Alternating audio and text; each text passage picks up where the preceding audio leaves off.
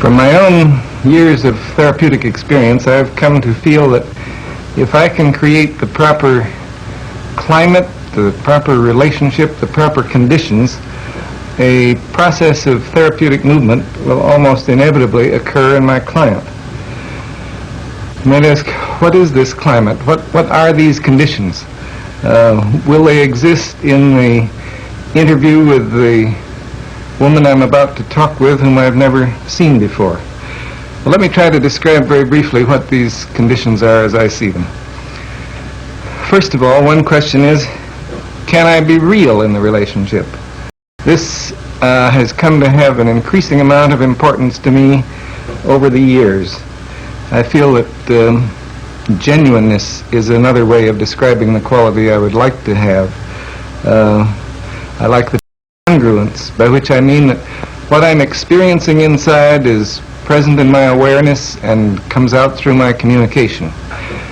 In a sense, when I have this quality, I'm all in one piece in the relationship. There's another word that describes it for me.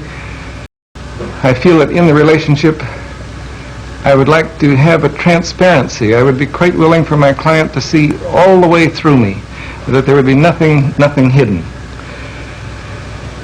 And when I'm real in this fashion that I'm trying to describe, then I know that my own feelings will often bubble up into awareness and be expressed, but be expressed in ways that won't impose themselves on my client.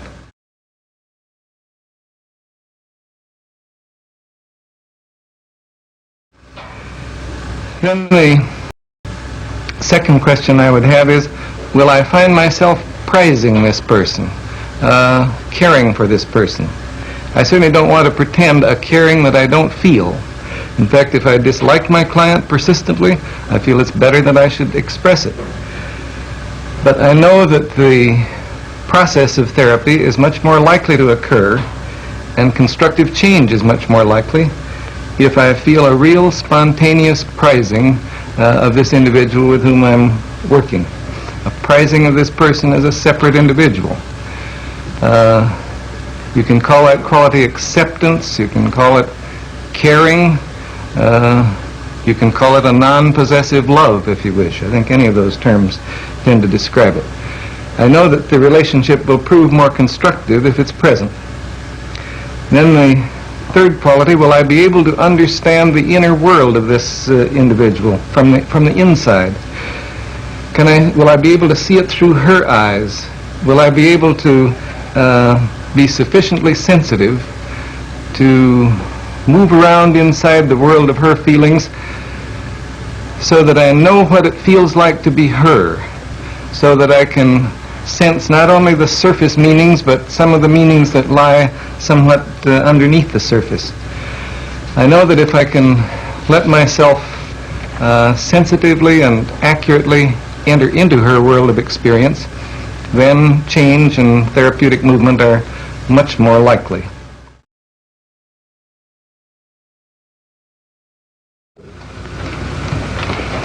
Good morning. Hello, Dr. I'm Dr. Rogers. You must be Gloria. Yes, I am. Let's have this chair. Well, we have half an hour together, and I really don't know what we'll be able to make of it, but I hope we can make something of it. I'd be glad to know whatever concerns you. Well, right now I'm nervous, but I feel more comfortable the way you're talking in a low voice, and I don't feel like you'll be so harsh on me. But I hear the tremor in your voice, so there it is. Well, the main thing I want to talk to you about is I'm just newly divorced, and I had gone in therapy before, and I felt comfortable when I left, and all of a sudden now the biggest change is adjusting to my single life. And one of the things that bother me the most is especially men, and having men to the house, and how it affects the children. And the biggest thing the thing that keeps coming to my mind I want to tell you about is I have a daughter 9 who at one time I felt I had a lot of emotional problems. And I wish I could stop shaking. And I'm real conscious of things affecting her. I don't want her to get upset. I don't want to shock her. I want so bad for her to accept me. And we're real open with each other, especially about sex. And the other day, she saw a girl that was single but pregnant, and she asked me all about, can girls get pregnant if they're single? And the conversation was fine, and I wasn't on at ease at all with her until she asked me if I'd ever made love to a man since I've left her daddy, and I lied to her. And ever since that, it keeps coming up to my mind because I feel so guilty lying to her because I never lie, and I want her to trust me. And I almost want an answer from you. I want you to tell me if it will affect her wrong if I told her the truth or what.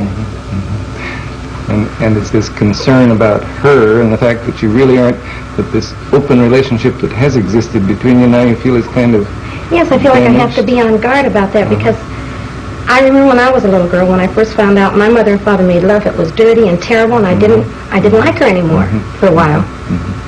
And I don't want to lie to Pammy either, and I don't know. And you sure wish I could give you the answer as to what you should tell her. I was afraid you were going to say that. Because what you really want is an answer. I want to especially know if it would affect her, if I was completely honest and open with her, or if it would affect her because I lied. I feel like it's bound to make a strain because I lied to her. Sort of This feel is the she'll biggest thing. suspect that, or she will know something's not quite I feel right in that the inside relationship. she'll distrust me, yes. And also I thought, well, gee, what about when she gets a little older and she finds herself in touchy situations? She probably wouldn't want to admit it to me because she thinks I'm so good and so sweet. And yet I'm afraid she could think I'm really a devil. And I want so bad for her to accept me. And I don't know how much a 9-year-old can take. And really, both alternatives concern you, that she might think you're too good or better than you really are, Yes. and she might think that you're worse than you are. Not worse than I am. I don't know if she can accept me the way I am. I think I paint a picture that I'm all sweet and motherly, and I'm a little ashamed of my shady side, too. I see. It really cuts a little deeper. If she really knew you, could she accept you? This is what I don't know, yes. I don't want her to turn away from me. That And I don't relationship- even know how I feel about it, because there are times when I feel so guilty, like when I have a man over. I even try to make a special setup so that if I were ever alone with him, the children would never catch me and that sort of thing. Because I'm real leery about it. And yet I also know I have these desires. So it's quite clear. It isn't only her problem or the relationship with her, it's in you as well. And my guilt, yeah. Yeah, I feel guilty so often. What can I accept myself as doing? And, Yes, yes. and you realize that you set up sort of subterfuges so as to make sure that you're not caught or something. You realize that you are acting from guilt, is that? Yes. I don't like the way, I would like to feel comfortable with whatever I do. If I choose not to tell Pammy the truth, to feel comfortable that she can't handle it, and I don't. I want to be honest, and yet I feel there are some areas that I don't even accept. And if you can't accept them in yourself, how could you possibly be comfortable in telling them to her? Right.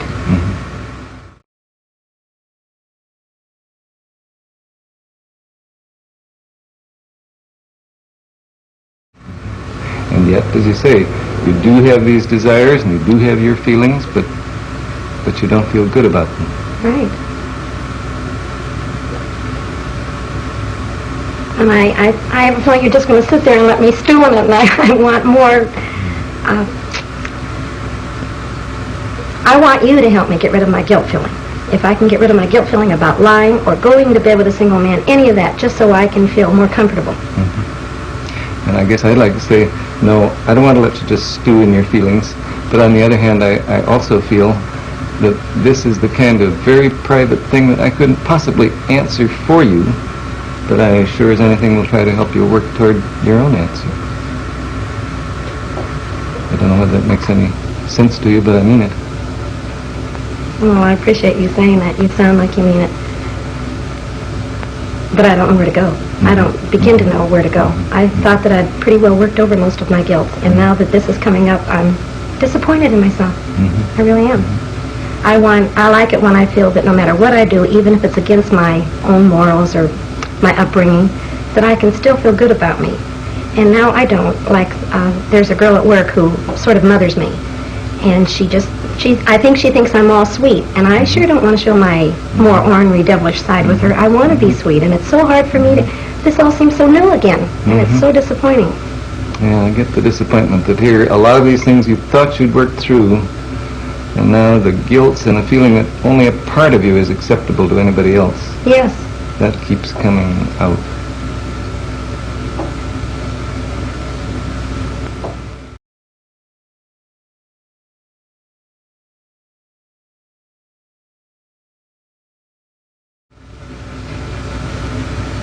I want you very much to give me a direct answer, and I'm going to ask it, and I don't expect a direct answer, but I want to know, do you feel that, to me, the most important thing is to be open and honest?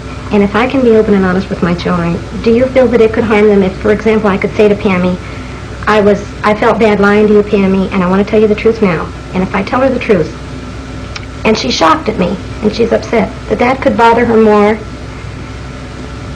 In other words, I want to get rid of my guilt, and that'll help me, but I don't want to put them on her. That's right. Do you feel that could hurt her? Concern. I guess, I'm sure this will sound evasive to you, but it seems to me that perhaps the person you're not being fully honest with is you. So,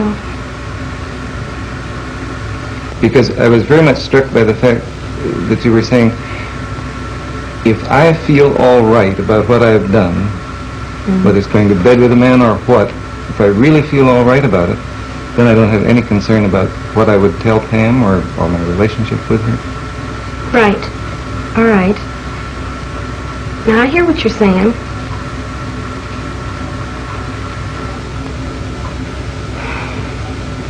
Then, all right, then But it's I want to damn work tough. I want to work on accepting me then.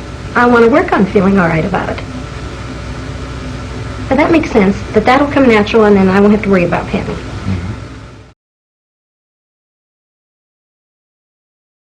And you know what else I was just thinking? I feel dumb saying it. All of a sudden, as I'm talking to her, I thought, gee, how nice I can talk to you, and I want you to approve of me, and I respect you. But I miss that my father couldn't talk to me like you are. I mean, I'd like to say, gee, I'd like you for my father. I don't even know why that came to me. You look to me like a pretty nice daughter.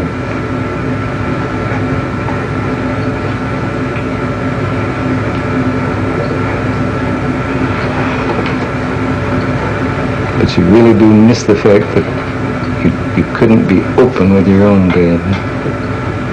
Yeah, I couldn't be open, but I want to blame it on him. I think I'm more open than he'd allow me. I mean, he would never listen to me talk like you are. And not disapprove or not lower me down. Yeah, I thought of this the other day. Why do I always have to be so perfect? I know why. He always wanted me to be perfect. I always had to be better. And, yeah, I miss that. You're just trying like hell to be the girl he wants you to be. Yet at the same time rebelling. Sure. Like I almost quoted writing him a letter the other day and telling him I'm a waitress, which I expect him to disapprove of. I go out at nights, and I almost quoted hitting him back like, now, how do you like me? And yet I rarely want acceptance and love from him.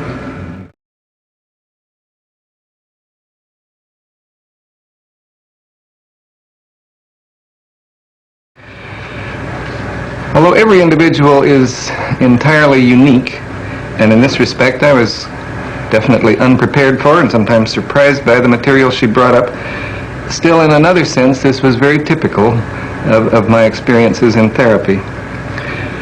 When I'm able really to let myself enter into a relationship, and I feel that this was true in this instance, then I find myself not only being increasingly moved by being in touch with the inner world of my client, but I find myself bringing out of my own inner experience statements which seem to have no connection with what's going on, but which usually prove to be or prove to have a very significant relationship to what the client is experiencing.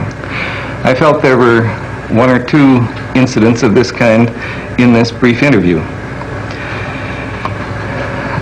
I was genuinely moved, I probably showed it, by the fact that she told me near the end of the contact that she saw me as the father she would like to have. My reply was also a thoroughly spontaneous one, that she seemed to me like a pretty nice daughter. I guess I feel that we're only playing with the real world of relationships when we talk about such an experience in terms of transference and countertransference. I feel quite deeply about that. I want to say, yes, we can put this experience into some such highly intellectualized framework, but when we do that, it completely misses the point of the very immediate I-thou quality of the relationship at such moments. I felt that Gloria and I really encountered each other, and that in some small but I believe lasting way, we were each of us enriched by the experience. I'm saying these things almost immediately after the conclusion of the interview, and as is characteristic of me, there are not more than one or two statements or incidents which I recall from the interview. I simply know that I was very much present in the relationship, that I lived it in the moment of its occurrence, and I realize that after a time I may begin to remember it too. But at the present time I really have a very non-specific memory of the whole interview.